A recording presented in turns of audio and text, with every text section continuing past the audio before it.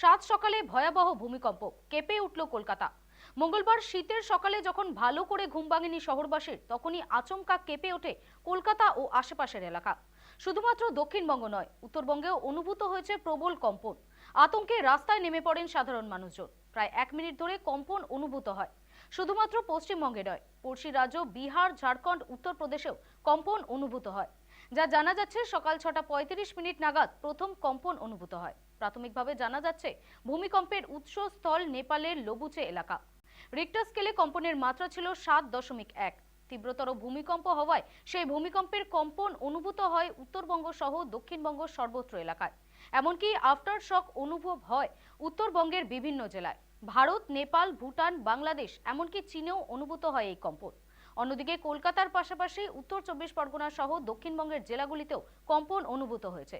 অন্যদিকে জলপাইগুড়ি, শিলিগুড়ি, দার্জিলিং, দুই দিনাজপুরের মানুষ এদিন কম্পন অনুভব করতে পারেন।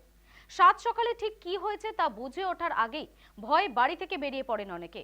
এখনো পর্যন্ত কোনো এলাকা থেকে ক্ষয়ক্ষতির কোনো খবর মেলেনি।